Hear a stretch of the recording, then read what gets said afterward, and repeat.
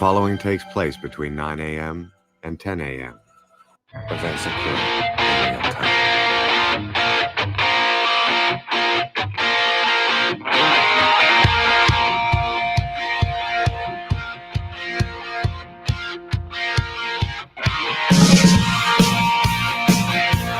Good morning, everyone. Welcome to another episode of FBC Radio Live. We're off to a little bit late of a start today, but it's okay. We got a nice quickie episode for you. We're gonna talk a little Monday Night Football, a little baseball. I know my co-host will be very happy about that because we don't get a chance to do that too often on the show. But the last couple of days have really opened the door for that because there's obviously been quite a bit of news. But John, and I'm gonna recall a comment that we made towards the end of yesterday's show.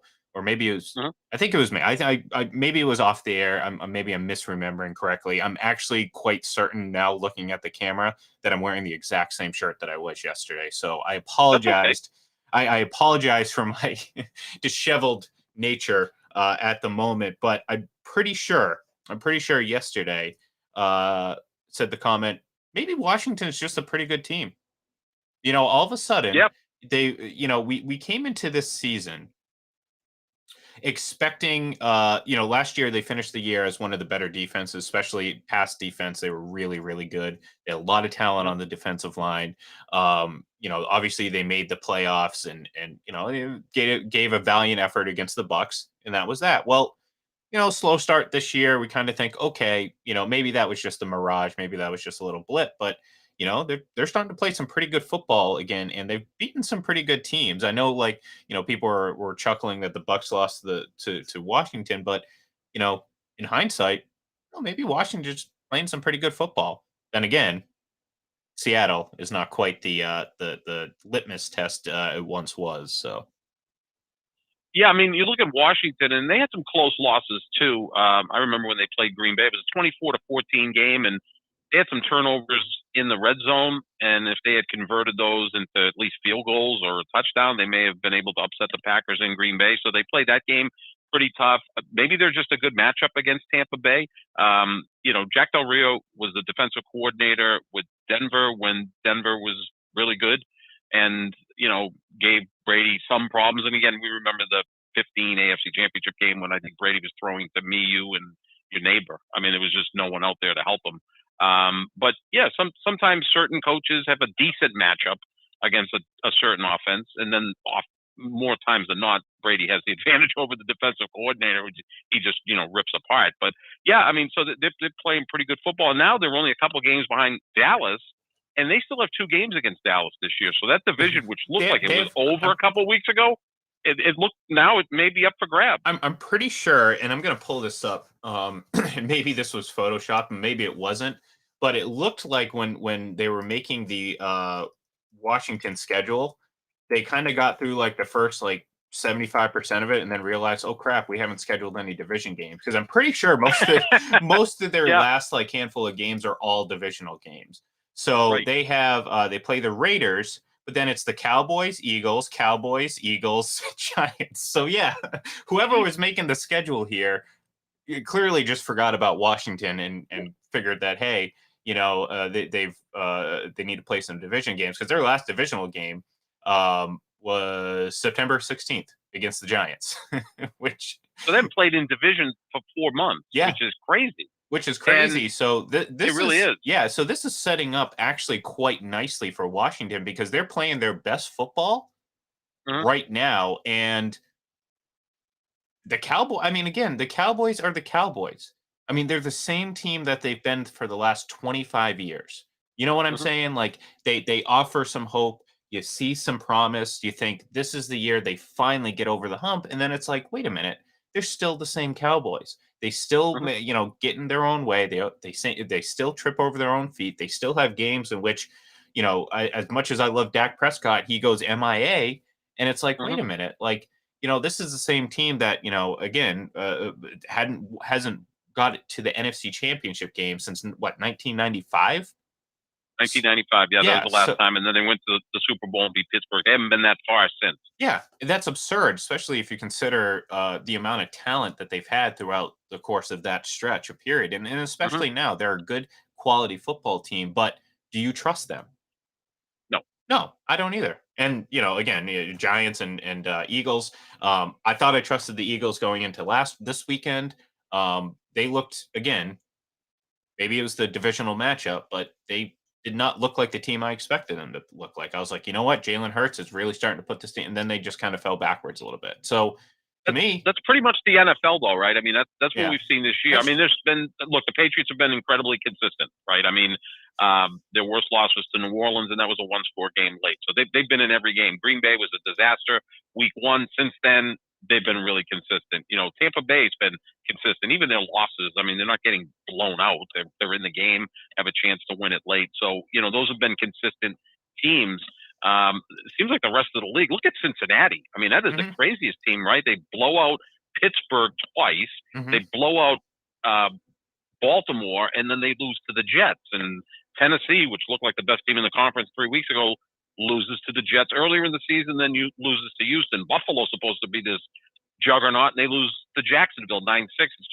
I think the longer season has caused some of this. It almost looks like, I don't know if there's teams doing load management. It's not the NBA. But it's such a long season, and especially some of these teams now getting their bye week after week 12, like Green Bay's finally got their bye week. I mean, that's a long stretch to be dealing with all of that. So, it's kind of weird. But Washington, they spent a lot of capital on that defense, especially on the front line. Yeah. They don't have Chase Young; he's out, but they can put pressure on the quarterback.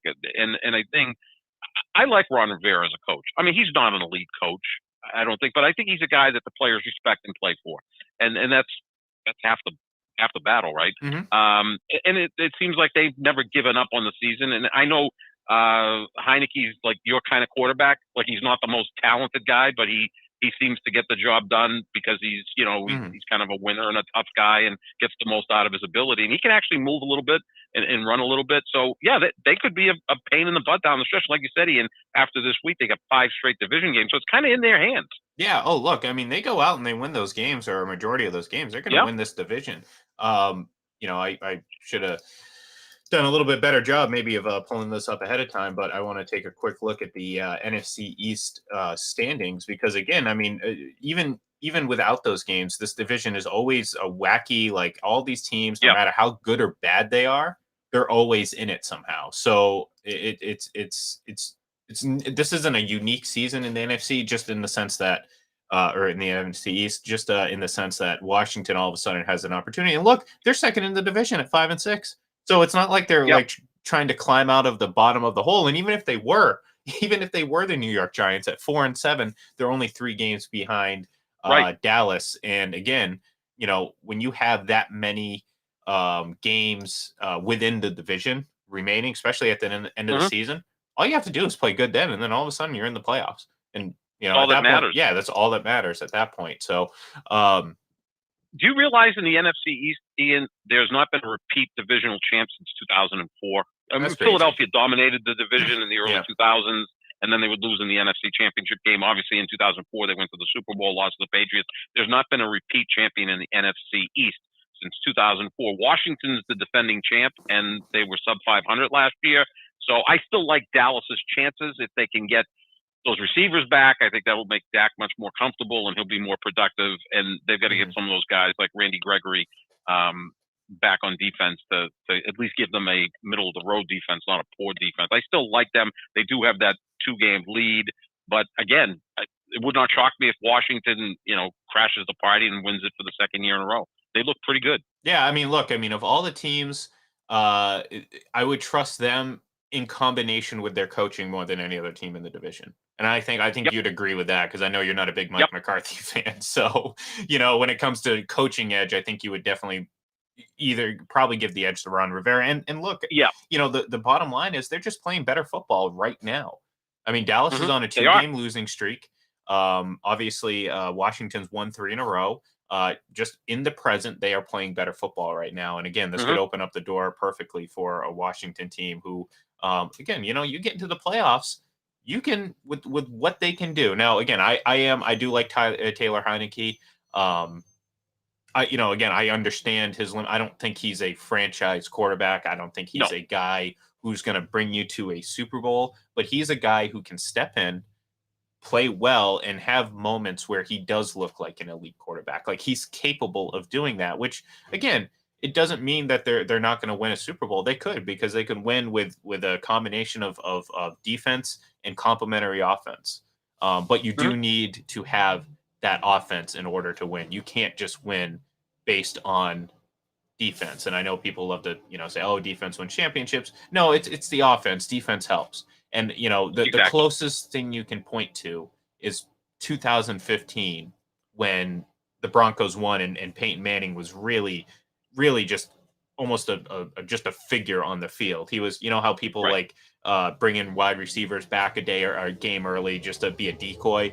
That's kind of what he was, but his aura, his presence was enough to kind of off balance that. So this wasn't, you know what I mean? So I think that's the exception to, because, I would say the Broncos definitely defense won that championship. But Von Miller did. Von Miller looked like there was. I remember watching that game, Ian. I was up in New Hampshire because we were covering the New Hampshire primary, the presidential primary, which was just a wild week up there. It was fantastic. But watching the game at one of the local bars, I'm like, how many Von Millers are on the field? Yeah. It seemed like he was all over the place. Yeah. I mean, he's stacking quarterbacks. He also had a big AFC championship game. He a phenomenal player. I don't think he's that player anymore. But yeah, I mean, so Manning got it done there. Even the Seattle championship team in 2013, that was an elite defense, but they had a really good offense too. I mean, Russell Wilson was damn good, and Marshawn Lynch was outstanding. I mean, they could put points on the board as well. That was more a balanced team. They had a lot of talent on that team too, and I'm glad you brought up Russell Wilson because look, I am a fan. I do like Russell Wilson. We both agree he's far too much a fan of himself than he needs to be. He's very.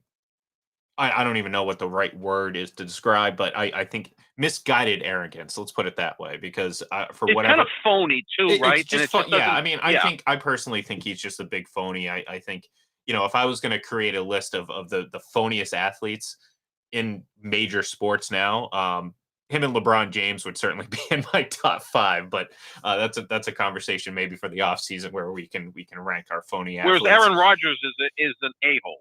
There's a which difference. Is fine, and actually, people kind of respect a-holes more than they do phony. They're like, okay, guy is because at least you kind of know where he's coming from. At least they're not lying to themselves and lying to you, right? If you're going to be an asshole, at least I can respect that. Maybe not respect what you do, but I can respect your choice of lifestyle. You know what I mean? Like you can choose to be an asshole, or you can choose to just be a phony. And like I said, when you're Russell Wilson, you get up there and say with a straight face that you are rehabbing 19 hours a day. Yeah, like, to me, like, shut the bleep up. Okay, like right. I don't even. That's not even like kind of like, oh, haha, I get. Oh, he's such a great train. No, that's just absurdly obnoxious and so 25 hours a day. Yeah, that exactly. Makes At least, sense, right? exactly. Just go all the way in. Yeah, might as well. Like Rodgers is rehabbing his broken toe, but he's already said, I'm going to put my foot up and I'm going to read. Yeah, during the bye week. I mean, now of course he goes over the top to tell you how smart he is with all the books he's reading and has a book of the week. Yeah, but Pat McAfee. But that's kind of who he is. Yeah, exactly. And it's not necessarily being phony. He's just arrogant and obnoxious. Yeah. You can dislike him for that. That's fine. That's perfectly good. Meanwhile, that's why I like him actually. Yeah. I think he's real. I think he's just, the only thing I push back on is that sometimes he seems like he wants to be the man in the black hat, but then he doesn't want to get the blowback for that. Yeah. Like Michael Jordan loved being the man in the black hat. Kobe Bryant. Barry Bonds more than any athlete I've ever seen. I mean, he just loved getting up the bat and having 56,000 people boo him. He said that. He goes, "This is awesome." I mean, they're also sociopaths to go along with them being great athletes. But Rodgers, he puts that out there and then he kind of pushes back, like, why are people talking about me, or why are people saying these bad things about me? They can't have it both ways. Like, go all the way in. Like, you gotta buy your own thing that you're selling there. He and Kevin Durant are the same guy. Yeah. They're the same. I mean, it's uncanny how similar those two guys are, from the extreme talent, like the ridiculous talent, all the way to like their pettiness and look, insecurities. Maybe it translates on the field too, because I mean, at the end of the day, despite Aaron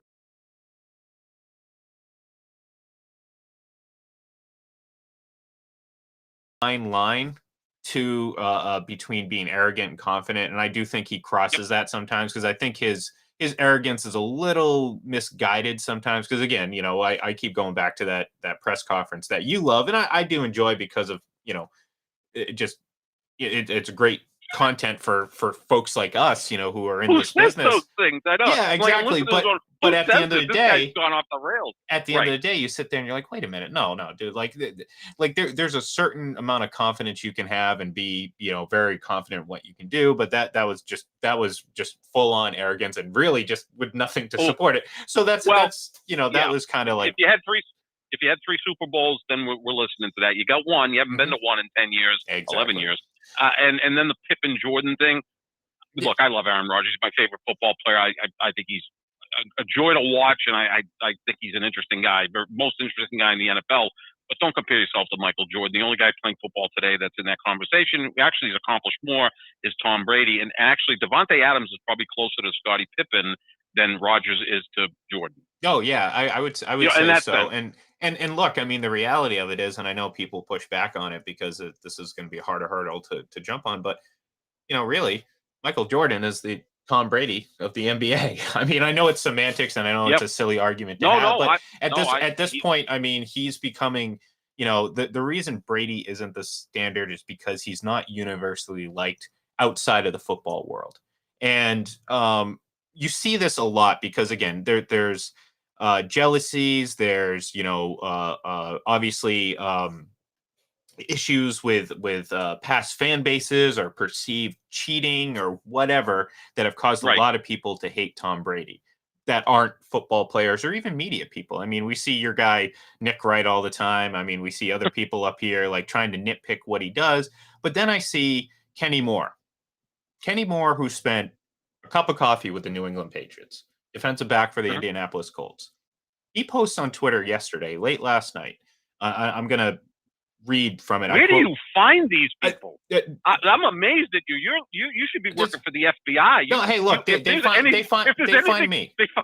They find me. If there's anything about Tom Brady on Twitter or Instagram, you're right there. Well, I love it. Well, look, I mean, the guy's a professional football player, Kenny Moore. Defensive back for the Indianapolis Colts, and he tweets this. He goes, "This," and it's of him and Tom, just about ready to kind of shake hands and kind of the bro hug type thing. And this is what he says: "This picture may not mean anything to you, but so much to me and where I come from. No pride of mine will offset the feelings and emotions I got when speaking to you again. Love." And that's awesome. At Tom Brady. And that's awesome. I said, in quotations, kind of mimicking, the silly questions that people ask. Why is Tom Brady different? That's why. And I'm not saying that other players don't embrace and don't have friendships, but the links in which people go through. Now, mind you, I said this at the beginning. Kenny Moore didn't spend that much time with the Patriots. This wasn't a 10-year veteran winning 3 Super Bowls, that type of bond. Yeah. This was a defensive player, not an offensive player too. So not only is he crossing the barrier between offense and defense, he's forged this bond with a player that spent so little time with the Patriots. And it kind of just speaks to the impact that he has, not only his presence on the field, but off the field as well. And it kind of brings in the absurdity of the idea that he required people to call him sir. And he, every story we've ever heard about him from players, not media members, not folks that, get third-hand stories retold to them, from people that have played with him, whether it's for a month, whether it's for 10 years, they love him. And it goes beyond just the football field. Like we had, we had the privilege, or I had the privilege of being able to speak to Richard Seymour a couple weeks ago, and he mimicked a lot of the same things. It doesn't matter if you're a guy 1, well, he was number 1 on the roster, but number 2 to 53 on that roster, it didn't matter.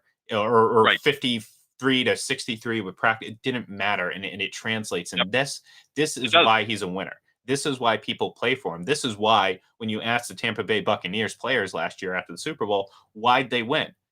Well, Tom made us believe. Oh, okay, that's a great soundbite, but why? No, seriously, Tom made us believe. Not only did he do that, but his performance on the field as well. So That's why I think he could be, if he wanted to, a great CEO at some point. Like those are the qualities you want from the CEO. And again, the quarterback is the ultimate CEO position, right? You're the face of the franchise. It's not necessarily the owner unless you're Jerry Jones. He's in competition with Dak Prescott to see who's the face of the franchise. I would say with the Patriots, it's kind of shared now between Kraft and Belichick and all of that stuff, but it's usually the quarterback, right? And you have that responsibility. Yeah, that's an awesome story. I mean, I was just waiting to hear some guy that played here, that played on another team, that wanted to bash the guy. But again, James can you Harrison. think of an athlete? James Harrison. There he is. I wanted to hate the guy, and within 30 seconds, okay, now I see what there are certain guys and I know, when I was going to the Garden covering the Celtics and the NBA in the 80s, Jordan was just at the beginning of his career, so there wasn't that aura yet. But when people that have met him over the last 20 years, or just even been in the 30 years, in the same room with him, they say it almost feels like he levitates. There's something just different. Muhammad Ali had that quality. You can't create that. That's then combine. You're born with it. Combined something. And this is what again comes back. When it makes Tom Brady stick out among all of them. He has all that, but then he also has this incredible ability to connect with every single teammate he's ever had. And I know that sounds hyperbolic, but we've asked the question with no hope of ever getting a response, because we really already know the answer. I dare you, anyone out there, to find a single word from a single former player that played with Tom Brady that has ever said anything negative. And you can't. The people that say negatives, well, mostly are lifelong media guys that, the Rob Parkers of the world who, sit there and say, oh, he's this arrogant guy. No, he's arrogant to you because you're an asshole. That's a bit. I mean, these guys are. Exactly. They're doing it. I'm famous because I hate Tom Brady or LeBron James. That's Rob Parker's thing. I think Ryan Clark is leveling out a little bit, because I do enjoy his analysis, but he does have a bug up his rear end about Brady, and it shows, and it's okay, it's understandable. You know why? Because he was James Harrison without having to play with Tom Brady, and James Harrison expressed the same angst and just animosity towards him that most people that played against him and were beat by him felt as well. But then again, when he comes up, he says, "Hey, I'm Tom," and you're like, "Yeah, I know who you are." You're right. Yeah, you know what I mean? I am it's Tom Brady. Yes. Yeah, exactly. So, the thing I think the only resentment from the opponent scene is that Jordan beat you with awesomeness, right? Yeah. And Brady, it's a different way he beat you, right? I mean, we both agree. He beat you with awesomeness, though. No, see, I'll push back. I'm talking about. Okay. No. Okay. Let me just finish though. The physical awesomeness of Jordan was just holy crap! This. Yeah. Okay. All right. Yeah. I see what you're saying. We both agree Brady's just an incredibly underrated athlete. You don't His get to that greatness point isn't as obvious. That's well, you know what I'm saying. Exactly. It's more of a little bit of a subtle great. Like Tom Brady to me. There was a Tom Brady before Tom Brady. It was probably like Johnny Unitas, like that commander, great arm, all of that stuff. Like Jordan was just oh, this is just a little different. This is otherworldly. So I think. And I think that's where there was never pushback to Jordan, and then Jordan would also just throw punches at you because he was, not wrapped and also too tight. It's a little bit easier. Again, football, especially the quarterback position. This is why people have struggled with it so much, and this is why we get, just literally, it's a manic depressive state going back and forth, up and down, back and forth when it comes to evaluating most of the quarterbacks in this league. And this is why both of us sit there and maintain, and we've had since the start, that the two old guys are still the best. And there's a good reason for that, because they're consistent. They don't, again, quarterbacks are going to have their moments each and every week. There's going to be a moment where some guys that's been terrible is going to look great. It doesn't mean they're great. It just means that they're an NFL player. And by virtue of just being an NFL player, you are one of the best people in the world to have ever played this game. Yep. But the difference between, quarterback number 32 and quarterback number 1 is probably as much of a difference between quarterback 32 and a guy who didn't quite make it to the pro. You know what I mean? The gap is so large, because those upper echelon quarterbacks, those elite of the elite, and there's only two of them, Mhm. are so much better than the rest. And again, you see it every week. It's not the flashiest, and this is why people have so much trouble evaluating Tom Brady, because and he's so mechanically sound. He is Oh, the absolutely. prototype for a pocket Mhm. mechanically sound quarterback. And guess what? That's not flashy. You know why? Because it means he does everything right before the throw. And when you do Exactly. Yeah. everything right before the throw, generally those throws are a lot easier. The problem is, and Mhm. we talked about this with the whole Lamar Jackson touchdown pass the other day, where people are going bananas, like, "Oh, this is something only Lamar Jack." Well, he did everything wrong all the way up until, excuse me, that last second that ball actually hit his receiver. And like I said, I give more credit to the piss poor, and I apologize for my language, the very poor Cleveland Browns defense in that situation that just let him roam free. And that's Yeah, the you may problem. want to cover Mark Andrews because that's his Yeah, favorite target, and he's a Pro Bowl tight end. You may want to cover him. He was alone in the end and zone. and and Yeah, exactly. And it's like, this is the thing, and like, that's being praised as a great play, and it's probably, what's going to happen, that's going to end up on the NFL top 100. And you know what, it was a right. terrible play. It was a terrible play, terrible decision making, terrible defense, but yet that is going to be viewed as just this unbelievable play. However, on the flip side, Tom Brady moves coverage, shifts Oh God, yeah, defenses with his yeah, eyes, yep, and then makes a yep. throw that looks like it's wide open. And it's okay. That's just, oh, that's easy. System quarterback, whatever. He doesn't do anything special. He can't make all the throws Lamar does. Well, no. Why would he do that? That's dumb He quarterback doesn't need play. to do that. Yeah. No, No, it's not that he we saw doesn't that need to. Sunday. It's Yeah, dumb quarterback play, and he's well, immune to dumb quarterback play. we saw that with Rodgers on Sunday. As Aikman was breaking down some of his throws. I mean, the pass along the sideline to Devontae Adams. I mean, just the way he Mhm. moved the defense Yeah. to the right, and then now Devontae Adams, springs free, and again, there's about a 2-foot area where he has to throw the ball, and he drops it dead center. I mean, that's just accuracy, and that's not completion percentage, because we both agree on Yeah. that completion percentage. I mean, Cam Newton had like a 67% completion percentage last year. Did anyone think Not he on was Sunday. accurate? Not on Not last time. Sunday. He was 5 for 21. Oh I my mean, God. that's Like, like less I- than 25%. That's like, I think you or I could have done that. And I'm yeah. not being hyperbolic. No, and with 85 yards passing, 64 of which Oh, came on that one pass deep. And Cam. and Oh look, man. like, you and I, like, I was perfectly fine if the Patriots were willing to give Cam another opportunity with a better Oh, team I around was him. excited I last would year. Yeah, I thought, and I was rooting for him. I was certainly in his I like corner. him. I understood why they cut him. I understand it even more now, 10, 11, 12 Hmm. weeks into the season, why they went with Mac Jones. Like, he didn't look great at all. And there's been No, this weird battle between segments of Patriots fans. If you're like, Cam can do no wrong, he got an unfair shake. No, the Patriots were the only team that actually gave him an opportunity multiple times, and unfortunately it just right. didn't work out. So I was rooting for him, but um that was bad. I don't Oh, care how you slice it. What oh. excuse going 3 for 20 or 5 for 21 is 5 for 21. that's I never thought I'd see that. I mean, that's something you saw like in the 70s when yeah, oh yeah. passing attacks were, and defensive backs could maul wide receivers, and offensive linemen couldn't block, and they were just getting swamped.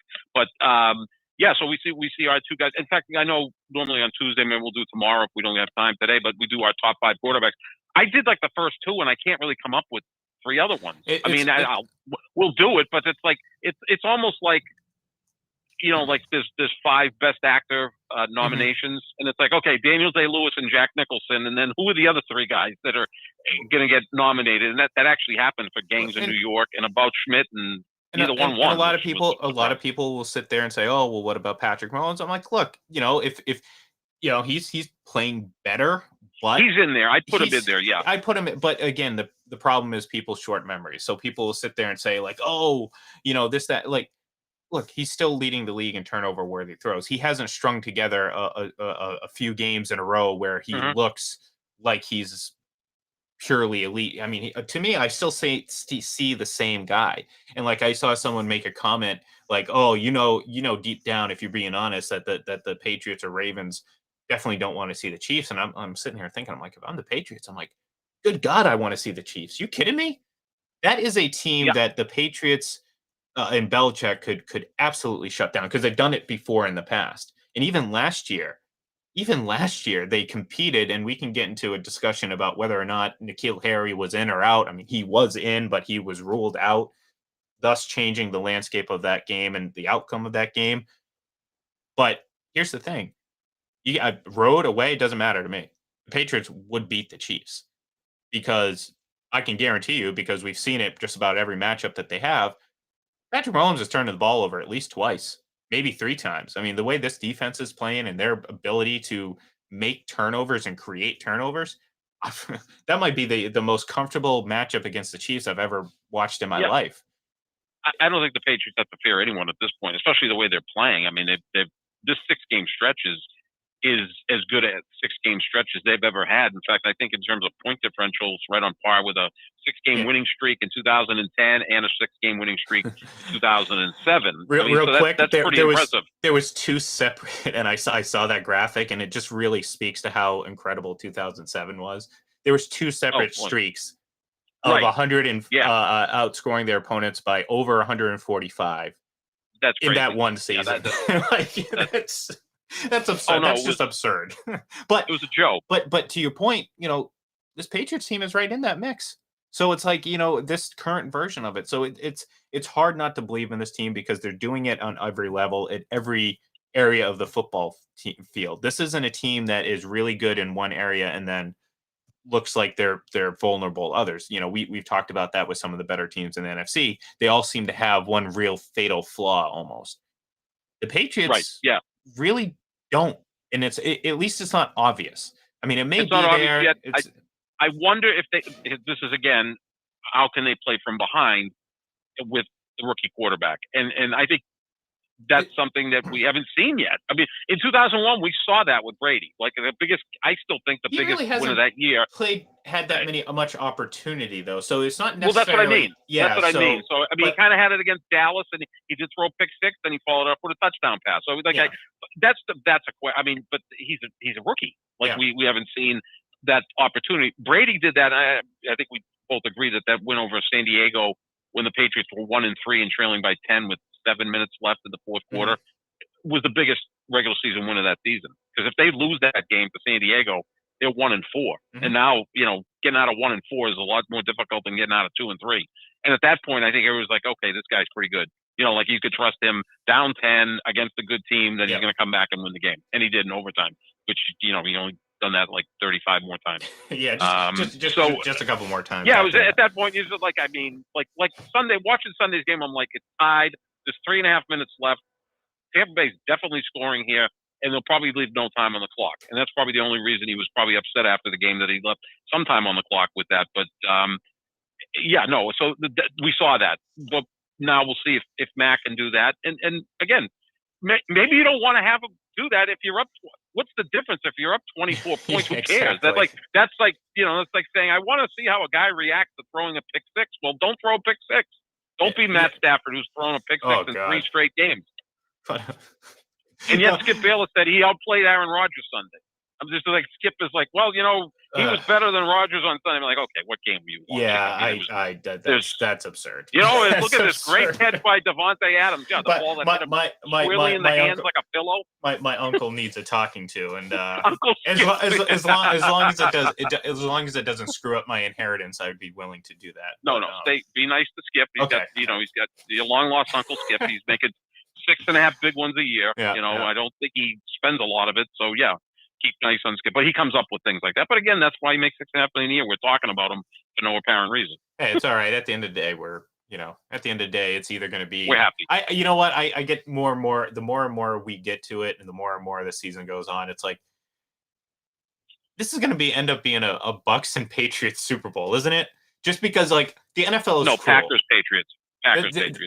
The NFL, I think that's a little wishful thinking. The NFL. Well, it's not like I'm a fan of the Minnesota Vikings. I mean, Packers look pretty good. Yeah, no, look, the Packers are great. I mean, I don't think the more I think about it, I don't think Matt LaFleur is going to end up. I mean, look, if you're going to run the same, you got a team that's coming off back-to-back 13-3. This is like the Belichick rule.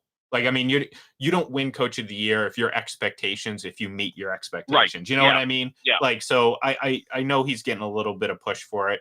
I think it does make the case far stronger for Belichick just because of where they're going right now. And and we mentioned Kingsbury yesterday. So I mean, he's won 2 out of 3 without his quarterback. I don't think he's a great coach. I think he's a good offensive mind, but yeah, I mean, I think he's probably, and it's always those guys, right? He went from 8-8 to 14-3 or whatever they're going to be. I feel like they haven't played in like a month though. I don't know. Maybe it's because Kyler Murray's been out that I feel like. Isn't it weird? Like we don't like. I mean, you have obviously more technology than I have, so you can watch pretty much any game you want. Like I'm stuck with these are the games on, or if I go watch Red Zone out in the lobby, so they haven't been on much. Like the last time I saw them was against Green Bay, like over a month ago. Yeah. So whereas Green Bay's on national TV every week. Yeah. Like every week, there's a 4:25 game with Aikman, or there's a Sunday night game. Like they're. The Cowboys and Packers are the 2 biggest brands in football, so they're constantly on. And not to mention, you add in the factor that Cardinals being West Coast team, so if us being on the East Coast, it's less likely we're going to end up with those particular teams. But and they were always playing at 4:05. Like that's the least glamorous game of the day. It's like not 4:25. That's where the big boys show up. 4:05. I'm like. Yeah, but I'm I'm good. Yeah, they're still the Cardinals. I mean, and I love Kyler Murray, and they play an exciting brand. I wish they were still in St. Louis. I like when they were the St. Louis Cardinals. That's how old I am. You probably don't even remember that. I was going to say that was a long time. I think 1988 they moved to Phoenix. Oh, okay, perfect. So that was right after. Yeah, so you were like 2 or 3 years old. It was about 2 or 3. Yeah, something like that. But I was already 25 and drinking heavily. Oh, there you go then. Well, you're not 25 and not drinking heavily, so there you go. That's good. So, all right, we're gonna have to say goodbye. We are over our time here a little bit, but hey, I make the rules and I say go. So, but we are gonna say goodbye today. We will be back obviously throughout the week. We're gonna preview the rest of Week 13 coming up. Thursday night football. What is Thursday night football this week? I don't even know. Dallas at New Orleans. Oh, there you go. That should be a disappointing game. I don't think. On paper, that's like, oh, that could be intriguing, but I have a feeling that's going to be a dud. But we do have the Patriots and Bills on Monday Night Football to end the week and everything in between. So until then, have a great Tuesday. Have a great rest of your week. Eat all your leftovers, and we'll talk to you soon.